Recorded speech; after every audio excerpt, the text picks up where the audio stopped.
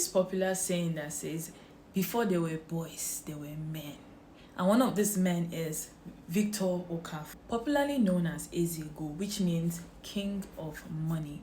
And in the 90s, he had the largest car garage in Africa, which was estimated to be worth about 1 billion naira back then in the 90s. And at one time, he bought 2 exotic cars at the same time for 14 million naira.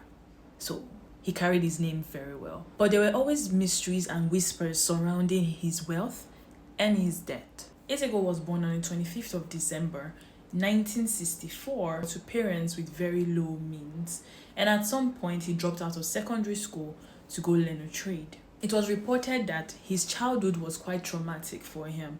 At some point, his father disowned him for being nabbed as one of the members of the gang terrorizing Onitsha traders. To escape being imprisoned for his criminal activity, he ran to his mother's village. However, things were not so easy in his mom's village, so he decided to move to Lagos, where he joined someone to learn a trade.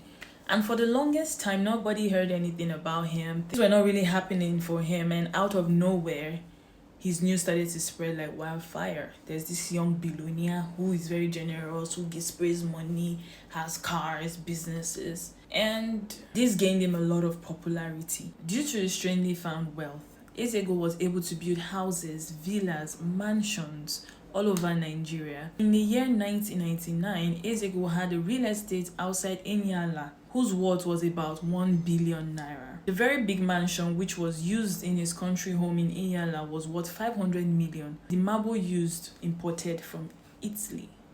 It had taste. Different rumors about his wealth started to go around. There were rumors of him being a 419er, a ritualist, laundering money for politicians, being an armed robber. There were so many rumors. Until this day, it is still not clear. Although after gaining his wealth, he opened a lot of businesses, but the origin of the wealth is still unknown. So eventually, he met and married a beautiful lady called Loretta Nkechi, and they had 8 children together, although he already had a son, which is his first son from a Japanese woman. And it's also rumored that he had other kids with other women too, but that's their business. Although Ezego's life was very mysterious and controversial, his death was even more so. As was his normal tradition, Ezego prepared to go to his hometown, Inyala, where he would bless many people with bounties and impress people with his wealth. Now, normally, Ezego would have taken a flight from Lagos to Enugu, but because of all the plane crashes that time, he decided to drive in his convoy to his hometown. Along the way, one of the cars in the convoy started to develop mechanical issues and finally broke down when they got to Asaba. Now, usually, Ezego doesn't drive, he has chauffeurs, but he decided that he was going to tow this faulty car with his Lexus car and told everyone else in the convoy to go to the other cars, so he was alone in this car. The events that happened after this are not very clear, but the most prominent account is that while they were going on the way on high speed, Ezego did not see a pothole on time. By the time he saw it, it was too late, so he stepped on the brake. And the car he was towing behind him slammed into his Lexus, which sent the car tumbling into a ditch, and Ezego sustained serious head injuries. Immediately after the accident, Ezego was rushed to a hospital. And the hospital they got to was a hospital that Ezego had donated 15 million naira to assist the hospital. But when they got there, the hospital did not have the adequate resources to attend to Ezego. May Nigeria never happen to you. So plans were being made to take him to a specialist hospital in Port Harcourt, but unfortunately, Ezego passed before they got there.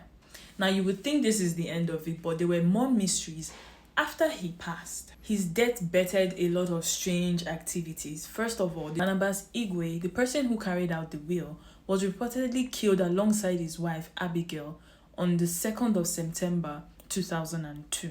Then there was the fact that Nkechi, Ezego's widow, got married to the family lawyer. This was barely 3 years after Ezego's passing. For a couple of years, the will was never read, so the property was never shared. All his houses and exotic cars have remained untouched till this day, and they are all in deplorable conditions at this point. It's also not known how the properties owned by the late affluent man was spent. Because of this, nobody was willing to read his will, thus the beneficiary of his properties up till the year 2006 were not known. Although police agencies have been summoned to investigate these complicated controversies, especially regarding the wife and a police accomplice, their investigation never yielded any result. By the time Ezego died, he had plenty of state-of-the-art cars, 70 houses all over Nigeria and abroad, 10 billion naira in his account. All this money I'm calling was back in the 90s. It would be like times 5 by now. At the time of his passing, Ezego was just 34 years old. So what do you think? What are your opinions surrounding this whole Ezego story? I'd love to hear your take. Bye guys.